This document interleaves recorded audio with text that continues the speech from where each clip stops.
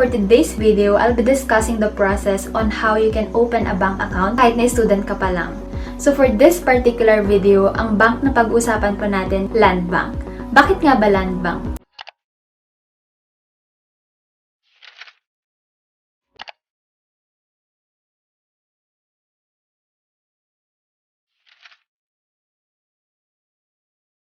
Second reason is mababa yung initial deposit niya and maintaining balance which is 500 pesos only.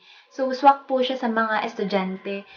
Mag-online registration ka lang, then pumunta ka dun sa branch ng Land Bank and then i-assist ka ng staff doon, i-interviewin ka niya, mag-fill out ka lang ng form and then magbabayad ka ng 500 pesos.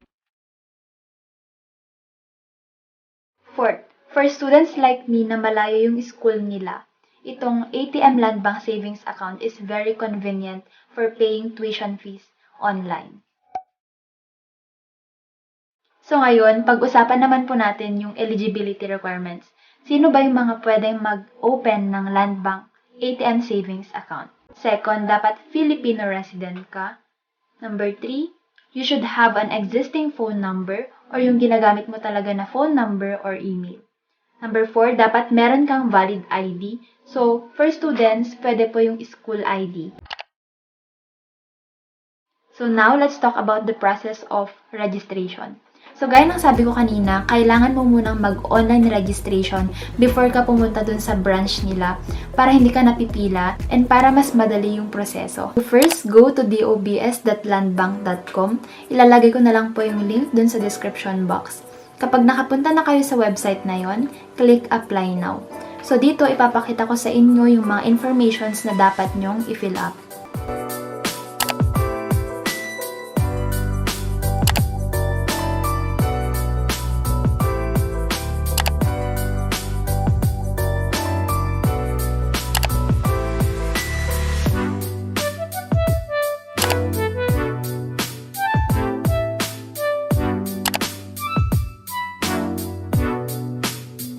Importante po itong part na to which is yung iAccess enrollment. Ano nga ba yung iAccess? Yung iAccess is yung tawag ng Land Bank dun sa online banking application nila.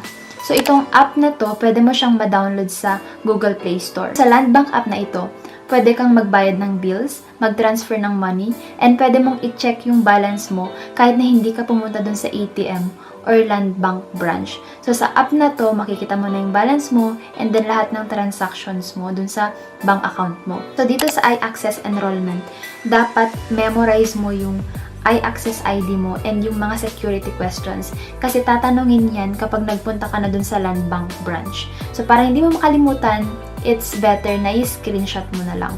At saka, yung email mo dapat existing and yung ginagamit mo talaga and dapat walang typo. Kasi dito isa-send yung code na gagamitin mo for activation ng iAccess account mo. So kapag tapos ka na sa online registration, i-print out mo yung form or pwede rin naman i-save mo siya as PDF.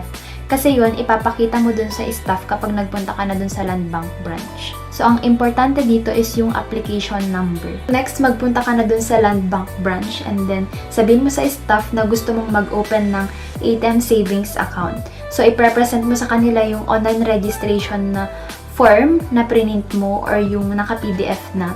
And then, i-interviewin ka ng staff, tatanungin kung ano yung source of fund mo. So, after nun, bibigyan ka nila ng cash deposit slip which is kailangan mong fill upan. And then, after nun, magbabayad ka ng 500 pesos. Next, pipicturean ka nila using their webcam. Then, kapag na-process na lahat ng information mo, ibibigay na nila yung Visa debit card mo. Next na gagawin is ATM card activation. So basically dito, isa-set mo lang yung PIN ng ATM card mo. So magpunta ka lang dun sa ATM and then insert mo yung ATM card mo dun sa machine. Then magpindot ka lang ng 4 digits number. I-select mo yung balance inquiry. Then select savings account. And then dun na, iset mo na yung 4-digit PIN mo.